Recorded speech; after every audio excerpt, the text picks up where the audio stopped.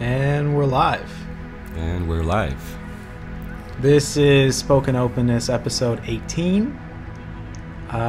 We are present and correct. I don't know about correct. That's an assumption. We're present. We are present and ready. We're present and ready. Yeah. So what's up? You want to jump right into it? Any current thoughts? Any wormholes currently going on? Any projections? Any memories? Let's jump right in. Let's jump right in. Let's do it. I've been thinking about this idea that seemed to be somewhat profound in the moment. You know how simple ideas can sometimes seem more important at different moments, and you go like, wow, this is such an important concept, but if you actually wrote it down or you told somebody who wasn't in that same state, they would be like, okay, that sounds reasonable or quite basic or something that. I had this feeling where the run or the exercise or workout or whatever I was doing seemed harder than another day. It just, you're reaching some sort of plateau and something you have to give it more effort. It seems harder to do, to make yourself do. It requires more willpower or whatever the equation is resulting in it feeling harder. It feels harder. And I was thinking about this idea that when something feels harder to do, like the effort seems harder, it feels like it requires more willpower, then that comes with almost an equal amount of an increase in your expectation of results, or an increase in your necessity to measure results. It's almost like the harder something is, the more you're like, okay, that was hard. Why did I do that? I need to see results faster so I can convince myself that the effort was worth it. Whereas the same output, the same actual thing that you did on another day could have felt easier, and you just don't think about it, and you go about your business, and you don't need that kind of result-minded thing to look at. So the way I'm understanding this is that the psychological level of difficulty is directly related with your expectations of result. Yes. Is that close? Not expectation of result. Not expectation of result, but your necessity to see results faster, or your expectation, your need for the expediency of result noticing. So because you really want something, you really want an outcome. Sure. That makes it, even if it's already very difficult. If your ego or your identity is really attached with the outcome, you're like, I really want this, I really, really want this, then that adds an additional layer of difficulty, emotional distress, kind of like feeling more weight throughout the journey, even if it's the same complexity, same energy. Like if someone is not attached to the outcome and is just going through the process, is that a better approach because it's easier, less stress, less friction, less emotion going on? You're just executing and going through the steps as opposed to just fighting for something to happen? Right. I think you've touched on a third element of this, where I don't think initially I was contemplating the attachment to outcome necessarily from the identity standpoint of I need this to happen. Okay. I think I think that is an important factor that goes along with your necessity to see results. So I would say it's almost like that also increases. So the harder something feels for you to do, the more you start to identify with the outcome, I think is almost a better way to put my scramble of wording the necessity of expedient result noticing, whatever that is. Yeah. I think a better way to phrase that is that the more challenging something feels for you to accomplish, or the harder it feels for you to do, the more you begin to attach yourself to the outcome from an ego standpoint, as opposed to the other way around. But possibly we could discuss that as a feedback loop, because you're saying I was saying that if it's an A-B thing, A is it feels harder, B is then you become more attached to the outcome, but you're saying that A can also be, if you're more attached to the outcome, then B it will feel harder for you to do because you so badly want that thing that then whatever you're doing feels harder, but that's a different relationship. It is, yeah. I would be interested. We could talk about that, because if that is also a phenomena that occurs, then that would necessitate the emergence of a possible feedback loop that would then spiral. Mm-hmm. Yeah, I agree. It's like. But I'm also talking about an alternative where you're pursuing something very difficult without having an emotional attachment to it, and I don't think that's realistic at all. But it changes the perception of difficult. If you're working on something difficult to achieve, but you're doing it in a way that isn't actually difficult, then the thing itself is not a difficult thing to achieve. Exactly. That's contradiction. So yeah, and I also think that if someone is not ego attached, or it doesn't have to be ego attached, like it sounds very negative, but if you don't really want something, if you don't want that outcome in your life, if you don't want to manifest that in your future, then you're not going to go through the hell of making it happen, right? You're not going to carry the cross. And so you need that. Maybe, I'm not saying this is definitive, but maybe you do need some psychological relationship with whatever it is you're trying to achieve. What's your aim? What's the outcome? Even if the process is what really matters, you go through the process, but there has to be a relationship with the outcome. Because if you don't have it, then why go through the process? Could the relationship with the outcome simply be that if you know something that you're undertaking, effort that you're putting into something that you're undertaking is beneficial for you in general, regardless, you know that the direction is correct. Whether or not there's a specific outcome that you need to reach, or you need to accomplish, or somewhere where you need to get. If there's somewhere where you need to get and you're like, when I get there, then all that work meant something. But if you can make the mean something part of that be the direction you're going, or something that's directed towards something that's more of an ideal for you, then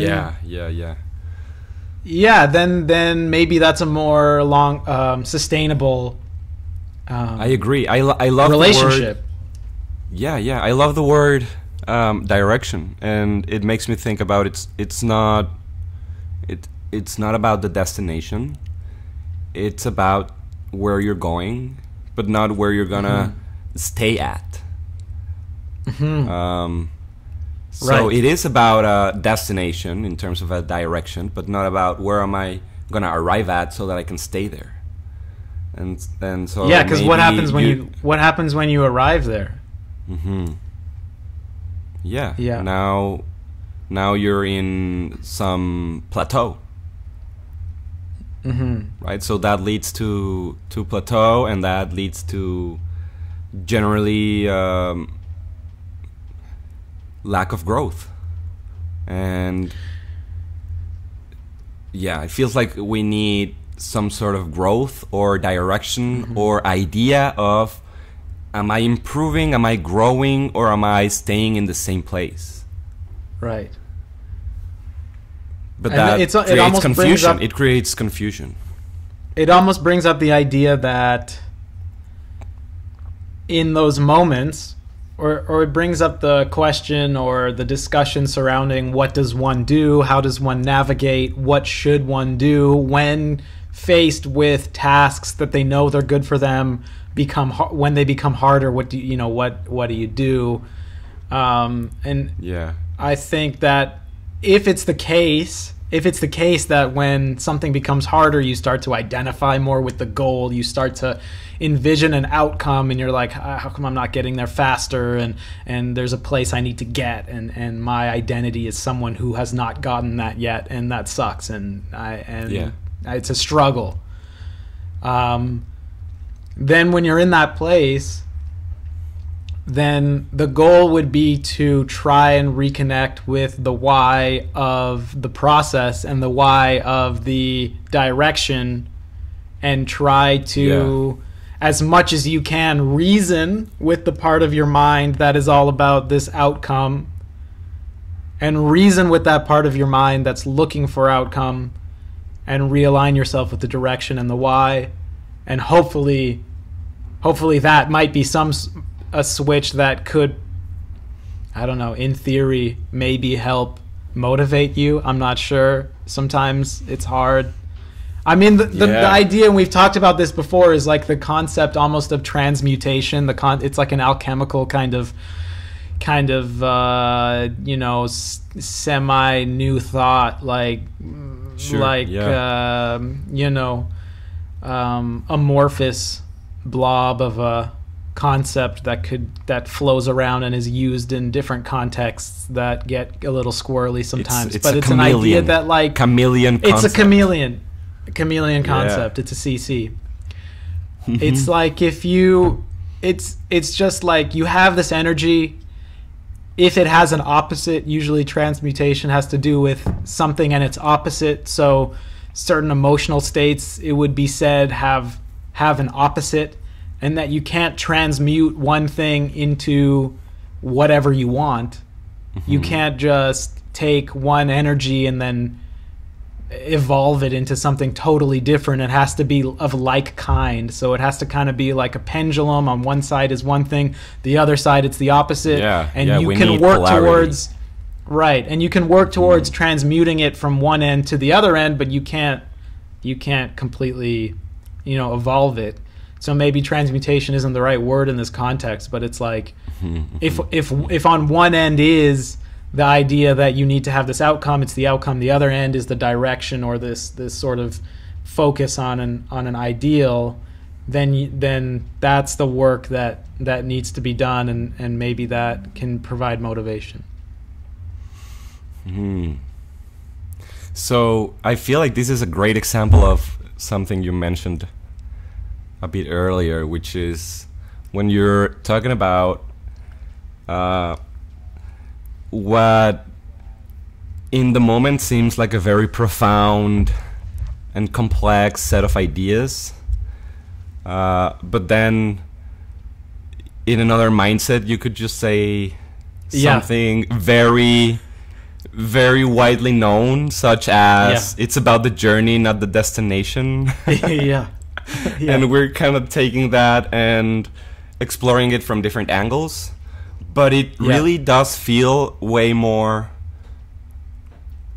profound. I'm not sure that's the right word, because what does that even mean? But it feels like we're exploring that same concept that I'm sure we've talked about before, but trying to analyze it from a more subtle angle, or just breaking it down because it's fun.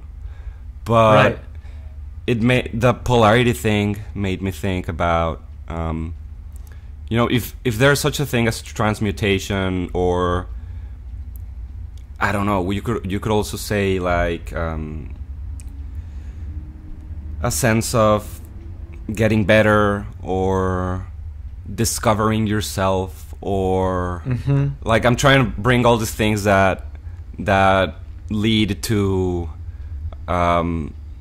self-development of Sure. all sorts. People call it enlightenment as well. And then mixing that with some woke culture and like all of this. I'm just bringing. I know. I'm just bringing stuff in because I feel like What are these ingredients? What are you making with these ingredients? These ingredients are always like, I feel they're popular ingredients of being a better person overall. And I feel like if we're talking about growth, it's not always related to some professional growth or some project that you want to achieve, or getting to 10% body fat, or something that's directly related to something individual that you want to build a better habit. But I feel like also, like generally, people want to become better persons, right? And so, just to finish the idea, trying to express it with more clarity here, and taking a breath to center myself. I guess without an ego sense of stagnation and plateau, and that mixed with a little bit of a I'm not the best I can be, or I think I'm a horrible person because I did this, or that guilt, but maybe guilt is not the right way to look at it, but some sense of sin, and maybe sin is not, it's also not the right way to look at it, but some self-judgmental or self-critical side of you that might not be healthy. If you ask a lot of people, might not be healthy. But what I'm trying to say is maybe that polarity, that negative aspect of the way you sometimes look at yourself and don't like things, that could also be a great, maybe, I don't know, I'm asking also. It's kind of like an affirmation question. Is that used, or do you think that could be a great source of motivation for positive change, out of that polarity from feeling a little just not feeling good about yourself? I feel like, yeah, you would have to maybe marry that concept with that notion of needing to have an outcome, and that if you are feeling the necessity to have an outcome, you're identifying with the outcome more, then that gives an opportunity. Well, it's kind of a pro and a con, but then there's something more that you can judge yourself with, which is basically, here's this person in the future who I am obsessed about in this weird way, this outcome that we're saying is not necessarily the best way to always perceive things. But if there is this outcome, then that's an ideal that then you have to judge yourself with in the present with, because you're not that. And if you're not that and you think that's better, then you're worse than that. And so, right, yes, you're saying that it's in that being, I'm worse than that can be used as motivation as opposed to a sense of defeat, or a sense of why am I not there yet, or a sense of the actions I'm taking or the sacrifices that I'm making are failing at propelling me towards that ideal, which I'm judging myself which I'm currently using to judge myself with. Yes. But I think that as long as you reconnect with the as long as within that sense of, okay, I'm not there yet or whatever, but the direction I'm on, not the direction, as long as you can use that saying like, okay, I'm not there yet, and that makes me want to work harder, sort of like a okay, well, I'm experience maybe failure, or it's not as fast as I want, and if I do want, then that can be motivation. Then do something then if you're unsatisfied. Right. As long as that's coupled with a sense of, well, the direction is right. I'm not failing. It's not a failure towards the ideal. You can use it to motivate yourself as long as it's not in itself a failure, because the direction you need to acknowledge is still the right direction. So maybe it's a marrying of those two concepts. That maybe because if it's just one, if you're just like, oh, but it's the direction, then you'll just feel like, shut up, like the direction, you know. If you're in that mindset, then you'll just kind of, it'll frustrate you, I feel like. I agree. I think that's cool. Yeah. I like the what's min put, max put?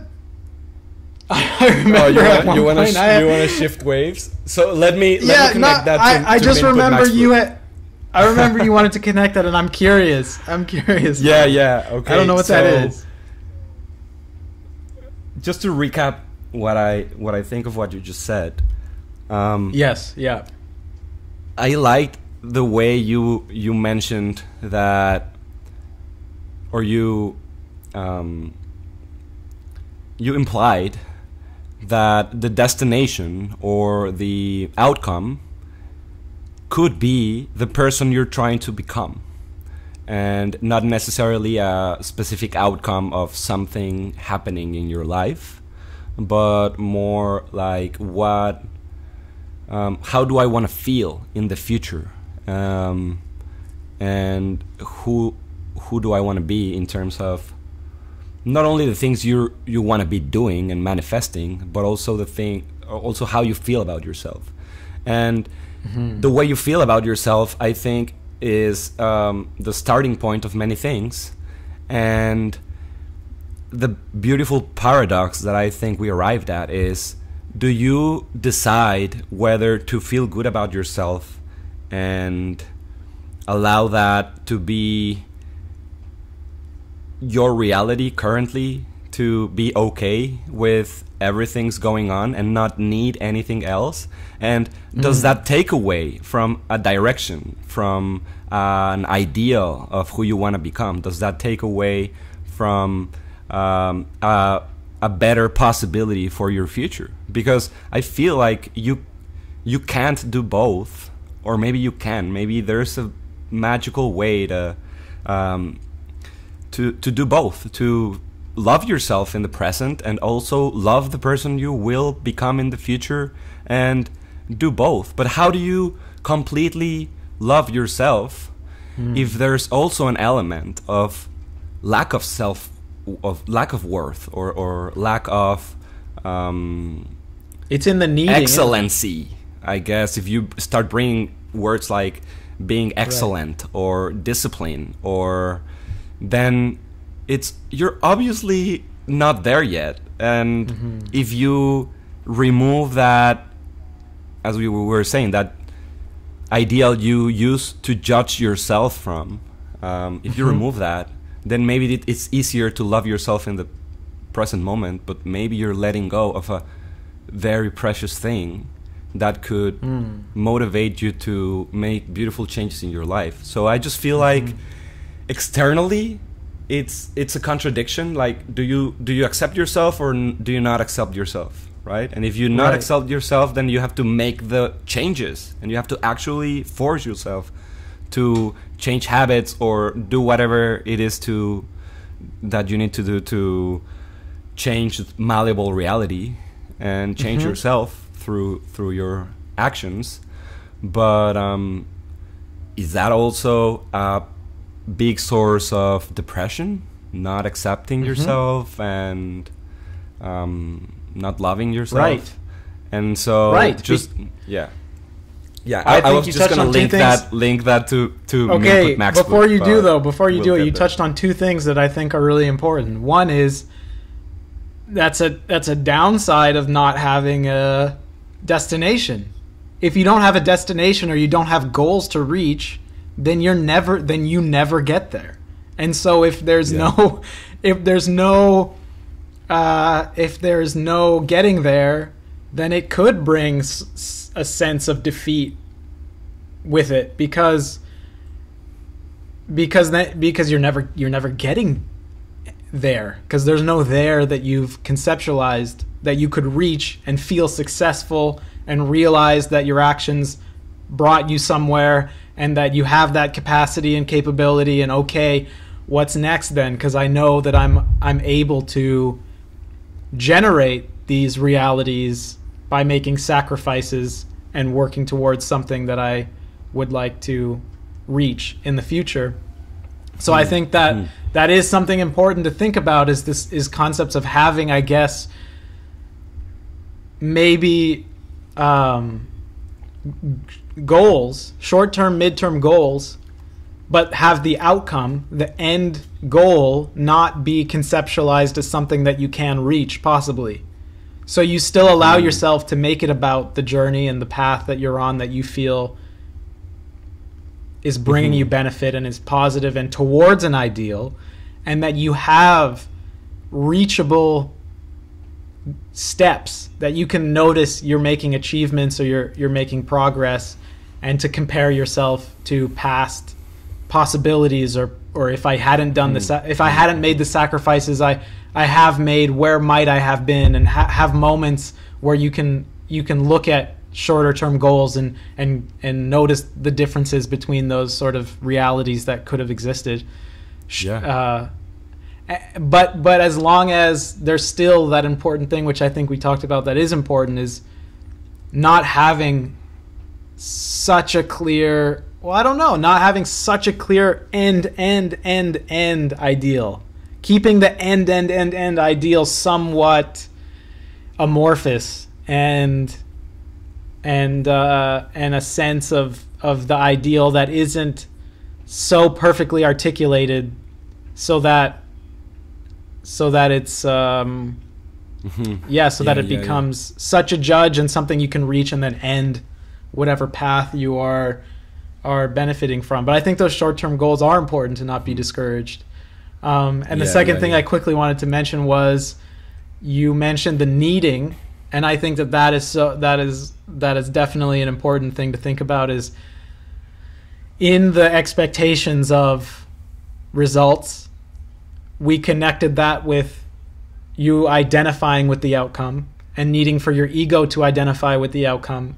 And then later you mentioned needing, and I think that's definitely the source of the needing, is when you're identifying more with the outcome, then you need the outcome more because your identity with it is grown. And so then you need something. And I think it's in that I guess Buddhist sort of notion of clinging and identifying with the attachment to the needing the outcome. That's the danger. I agree, because then you're not satisfied with where you're at, which is what you were talking about just then, is the balance between those two. Maybe it's both and I think that's a great. And it's all about defining that aim, defining that goal or ideal, because the moment you define the steps. No, the end goal. Yeah, the ideal. Like, and I agree. Like, keeping it open, keeping it flexible, right? But that's still not specific, right? You have to at least find some meaning behind how it is you're defining that ideal for yourself. And this is very abstract. Something. It has to be something. Yeah. It has to. It can't be anything. Right. Yeah. But so what I'm trying to say is, be very careful with your desires. Be very careful with what it is that you choose to chase.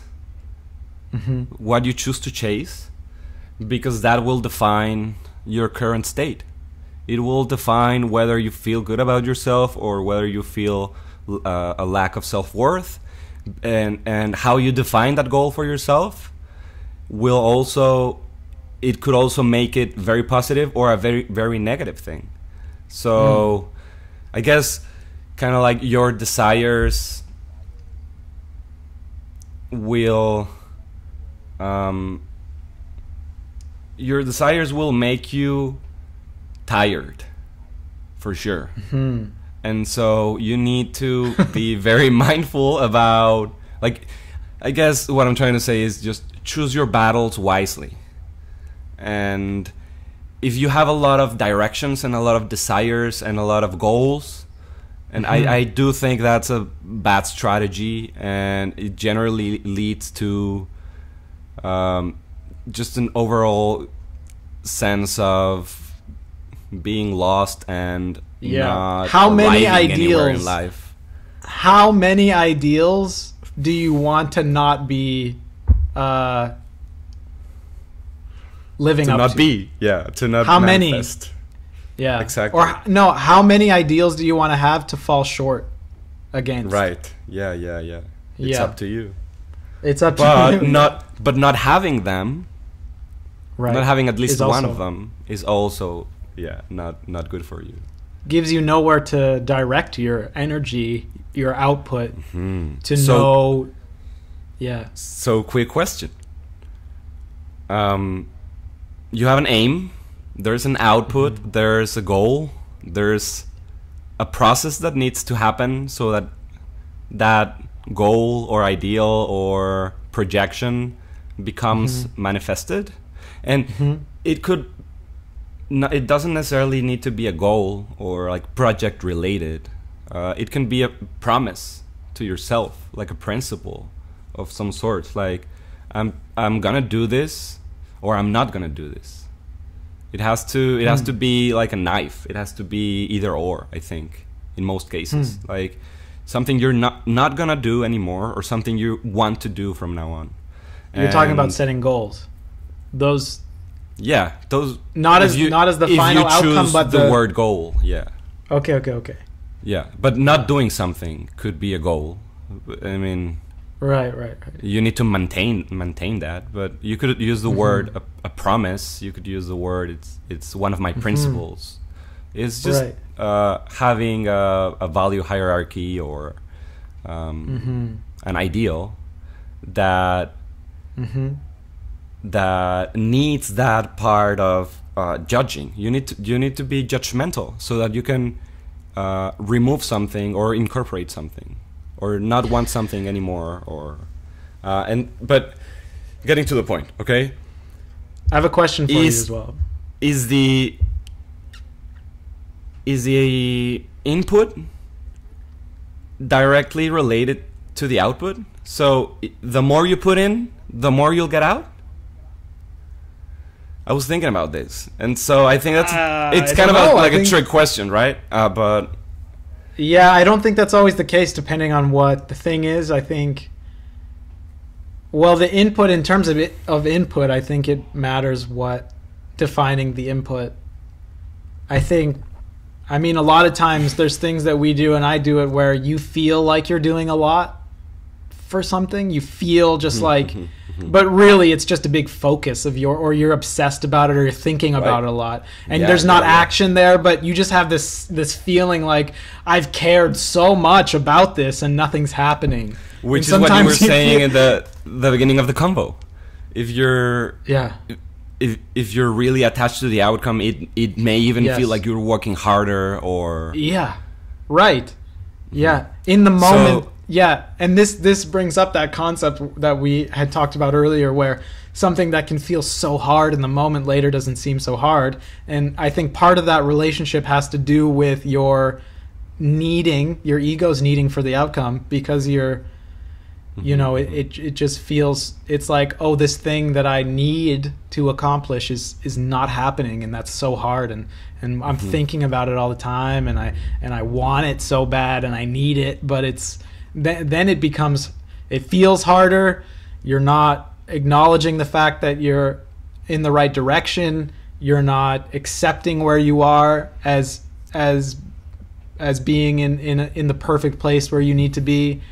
And so I think in general it can become destructive, but what we're talking about a lot are elements within this system, or goal directed or improving oneself, the system of trying to effectively do that. We're talking about elements of that can become corrupt, or can become out of whack. It's a game of making things be the both and, but in the right degrees, so as none of them get out of hand or become a runaway aspect of it that will throw the whole thing out of whack. Become your own tyrant. My question for you was, is there anything in the defining of the short term and also final, or not final, but unspecified but clear ideal that would be above those shorter term goals that are almost a yes or a no? Did I or didn't I reach this thing? Is there anything within the defining of those that can support or prevent the possibility of getting too attached to needing the outcome? Is there something in the defining or in the goal making that can help that? Or is it just no, it's you make clear short-term goals, they're yes or no, and then that's your job psychologically to deal with your attachment through mindfulness and through reminding yourself of the process, and of allowing yourself to judge yourself against the ideal, but not let it get too out of control, and recognize that you're in a good place, so on and so forth? Is it in the psychology, or is there something in the actual defining that you can do, or if you have any thoughts about that? Answer guy. Yeah. Okay, so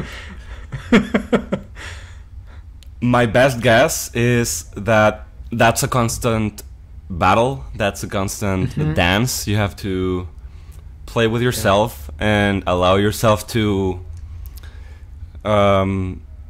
swing around. Maybe sometimes you're dealing with a lot of anxiety and trying very hard to be disciplined, but maybe some other times you're so not. It's some other times it's flow, it's effortless, and that's where I think minput maxput comes in, and the question of whether the input you put into things is related to the output you're gonna get. And I think the right answer is no. No, the amount of energy and the amount of time and the amount minimum of effort, necessary force. It's not necessarily you're gonna have a better outcome just because you put in more time or more effort. It's really not directly related with output. And so what I'm trying to think about is, okay, if it's not about effort put in, which is a variable, of course. I'm not saying that don't put in effort, right? But it doesn't mean that more effort, better output, because there's talent and there's intelligence and there's who you're working with. Are you doing it alone? Are you working with someone else?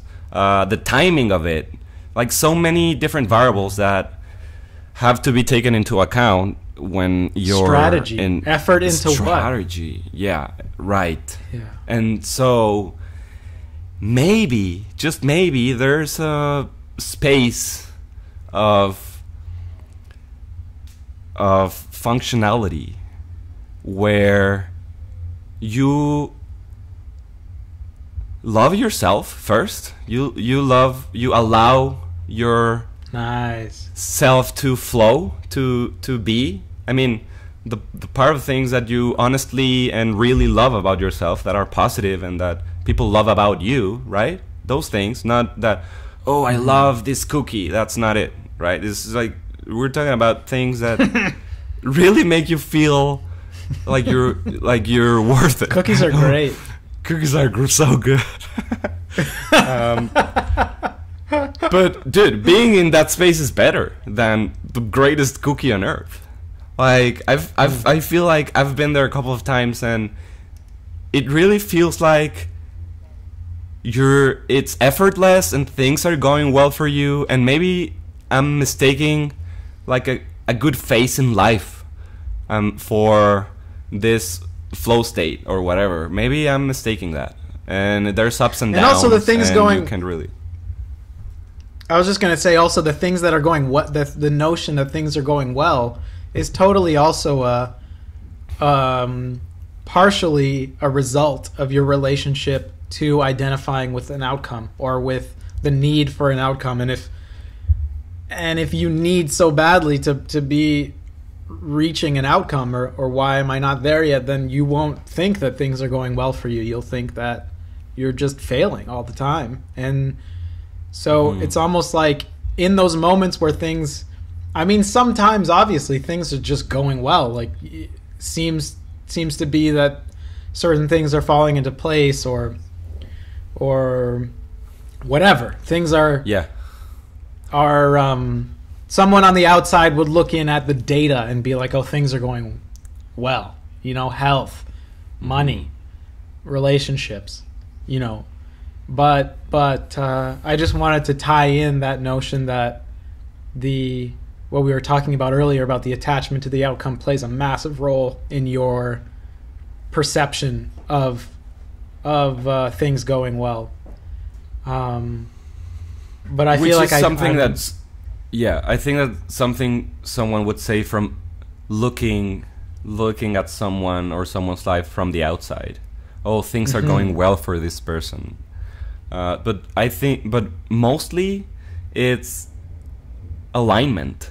I feel like it's if you have some sense of clarity of who you are, where you're coming from, where you want to go. If you have some sense of alignment in terms of the projects I'm currently working on are not in any way, shape, or form contradicting my philosophy or my ideal, then things start working out, quote unquote. But it's alignment. It's you're putting things in order. You're making the right decisions because you have clarity in terms of I shouldn't do this, I should do this. I should say no to this. Even if it's a relationship, maybe you start noticing a habit on a friend that you're trying to battle yourself. So you decide to distance yourself from that person. And maybe those relationships are what lead to this sense of you're not doing a lot of things and putting in a lot of effort. You're naturally flowing through life and expressing yourself flawless. Like openly, and the manifestation of that, the result of that is people start noticing your light, people start noticing your clarity, people want to hang out with you, or people like what you're doing, and then from the outside it seems like, oh, you're having a good phase, or you're in success phase right now, and maybe tomorrow you'll be broke again or whatever, and that's life.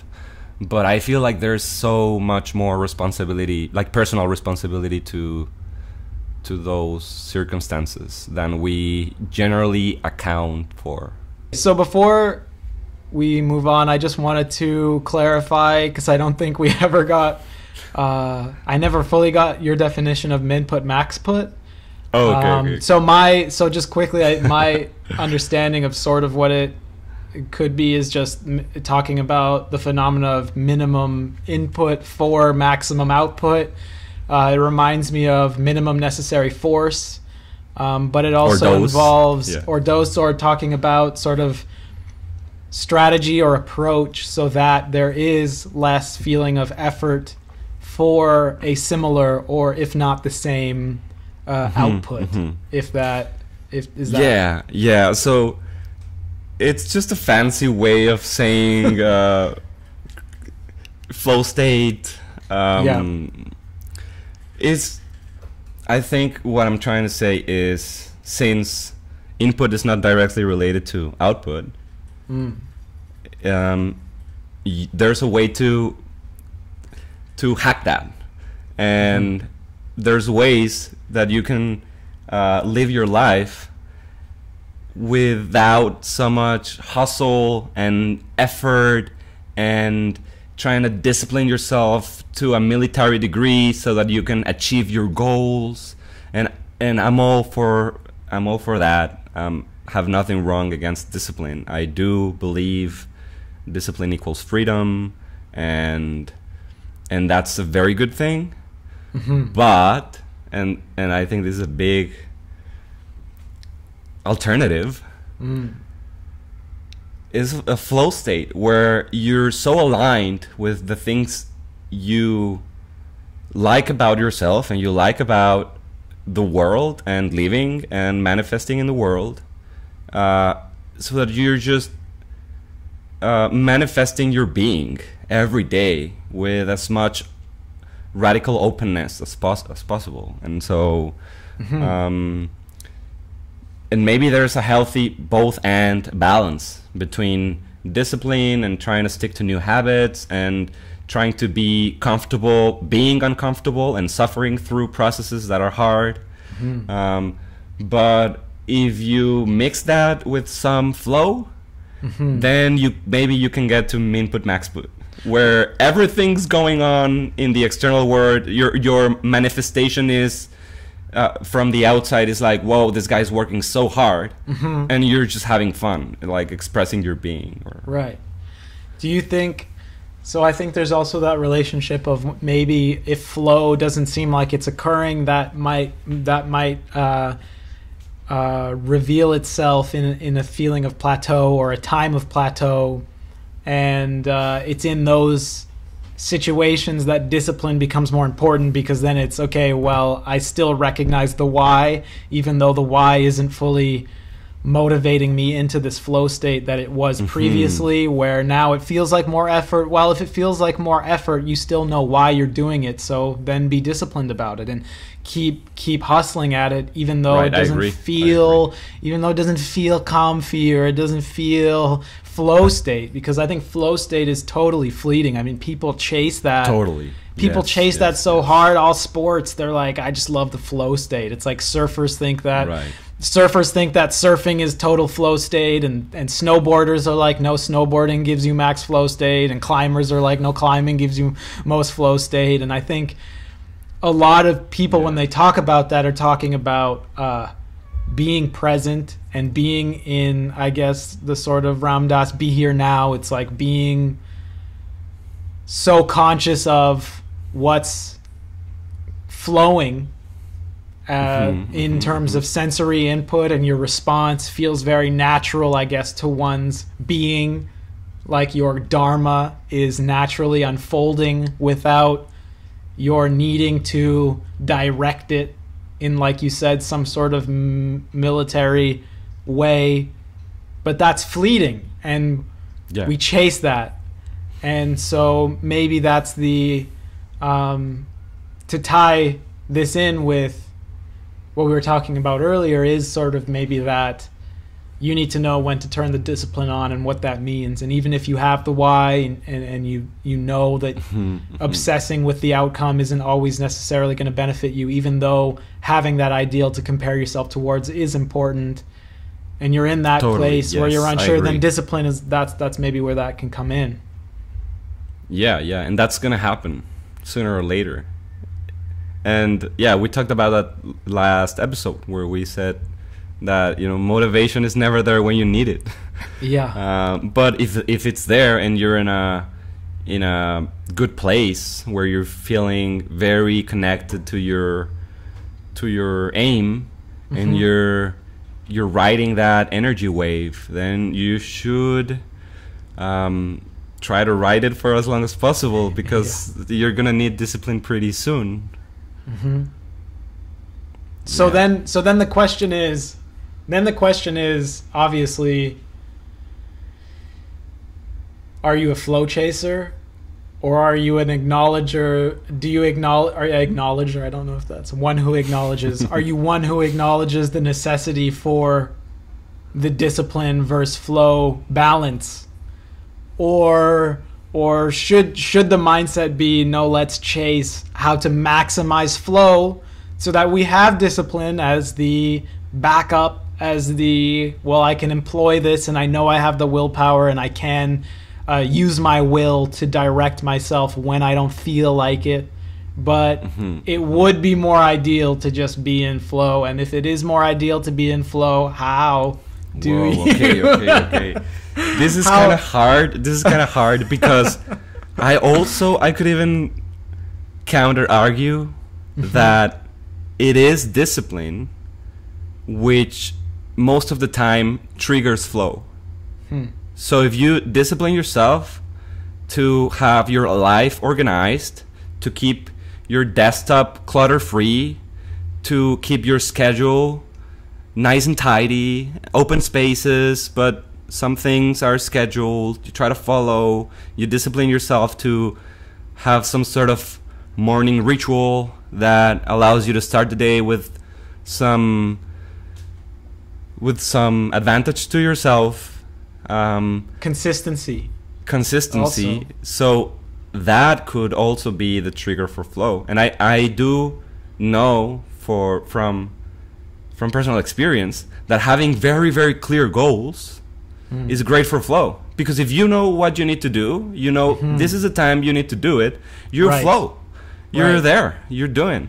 But that takes discipline to get there. Yeah. If you're in a room and there's a chair here and there's a table there and there's a couch on its side and on the other end is something that you've decided you want to get, then you flow. You go, I'm going to walk around this chair, then I'm going to climb over this couch, then you don't go like, okay, well, if that's there, then maybe the first day I'll strategize about which chair to go to first, and I'll do an analysis. That's confusion. I'll do an analysis of the paths that could potentially get me there faster, and then and the flow guy is already there, and the guy who's trying to make a system for discipline. I guess that's not discipline. That's system for discipline, which I guess is maybe a different thing, but. You flow it's totally true. Yeah, I just wanted to simplify it to the most simple kind of analogy or metaphor, which doesn't always translate because sometimes the variables aren't which thing am I going to climb over first, but it's like it becomes infinitely complex and then there's so much to analyze. But I think that brings up a whole other subject, which is action go on versus for another thinking. Hour. Which is the action versus thinking. And I wanted to say, I do think that the idea that discipline can bring you flow, I feel more that discipline and consistency and maybe structure brings forth the environment for flow, but doesn't necessarily instigate flow. That's a beautiful way to put it, I think. Yeah. So then the question still remains: creating the right setting. You're creating the environment and the setting, but then there still is this unknown, very sort of metaphysical phenomena of all of a sudden I'm in flow, and it's like how. So I think it's safe to say that if you're in confusion, if you're in overanalyzing mode, then you're not in flow by definition, I think. But wouldn't you say that some flow requires a certain degree of mental consideration, or is it in itself, is flow as such something that requires intellectualizing?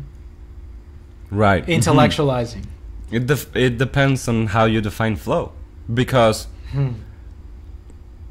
well, I do think you could say that flow can happen mentally, that you could be sitting down just thinking about things and in flow, idea flow, I guess.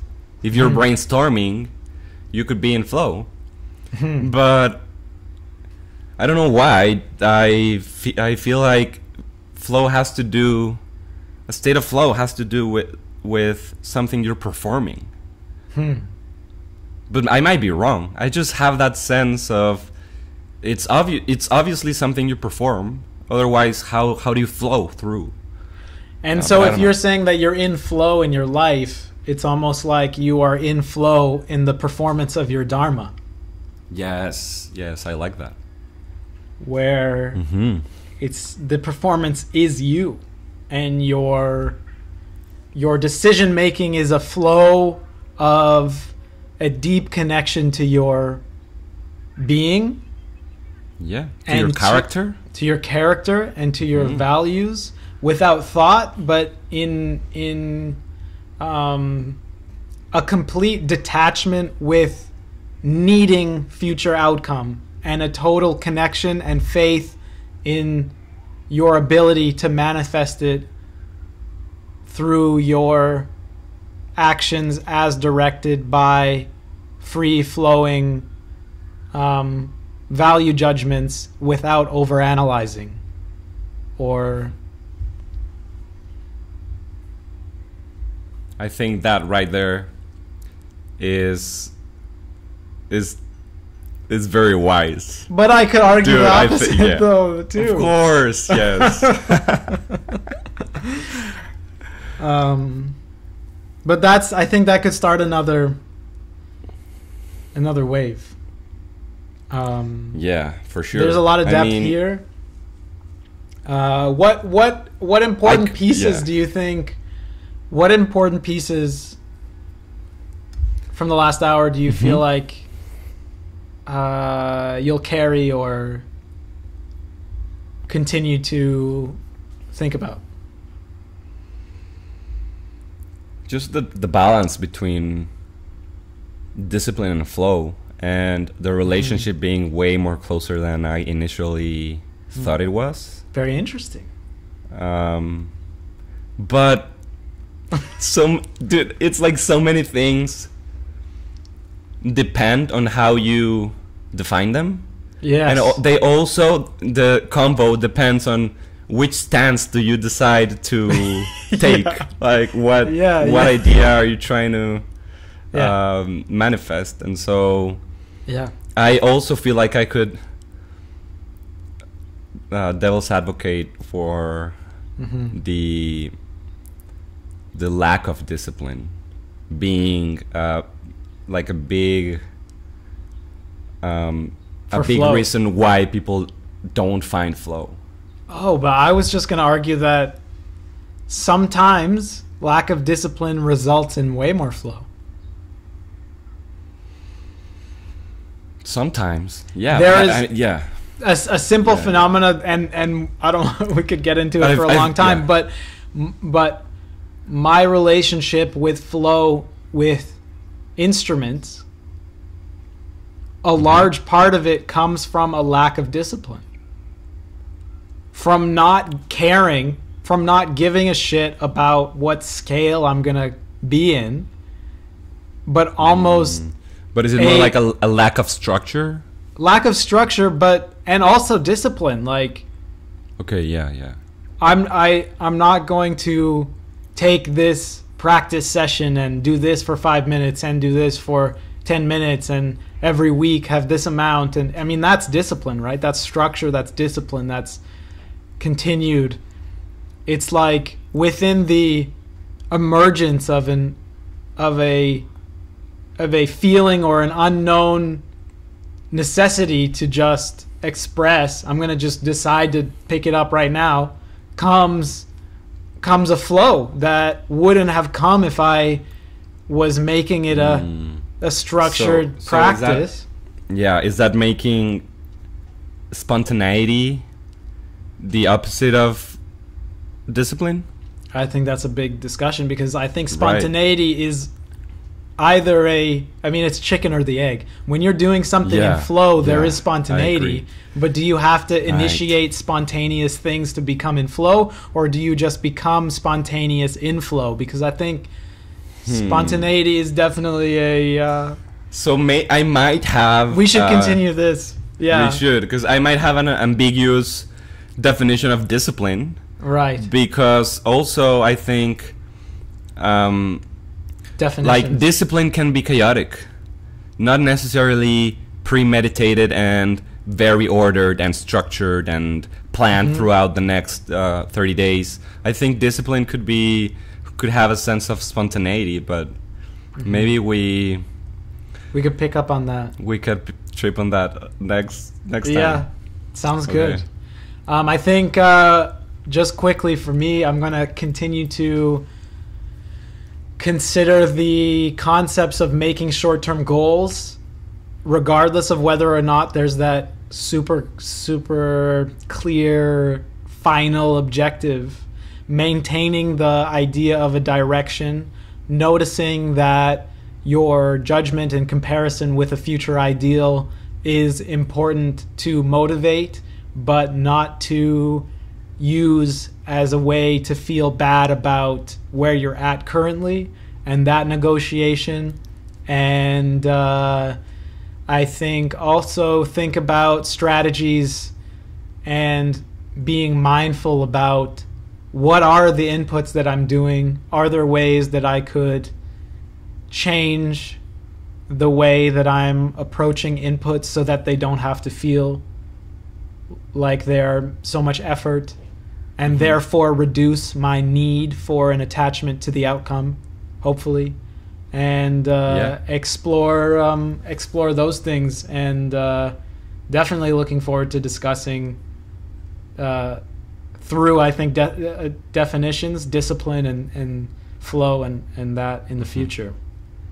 And yeah, and I think we are exploring those concepts and manifesting those concepts in this amazing space. I mean, we have been trying to discipline ourselves to do this every Tuesday at the same time, and to have some sort of structure around it, and also allow ourselves to flow and discover and explore ideas and be spontaneous and maybe say things we will regret later, which hopefully I haven't done so far. But I mean, I do feel like out of that discipline and out of sometimes there's other things going on, and you have to say no to those things so that this thing can happen, and that makes the magic go on. I feel like you just start, and then you can end up in somewhere you didn't even dream of, and it could be a conversation, but that could be your life. That could be you started something and your future became something incredible. Totally. I think I love it when concepts can be applied in the macrocosm and the microcosm. And I think this is one of those concepts that I think you're right can be applied to this podcast, can be applied to our life, can be applied to one goal-oriented endeavor in your life. And I think that's why it feels important to explore in these spaces, because further clarity in this with one thing will ripple and perhaps increase understandings of reality in general, which is, I think, part of the aim for both of us. For sure. That being said, thanks for the convo. Thank you. And I'll see you around. Look forward to the next one. Peace.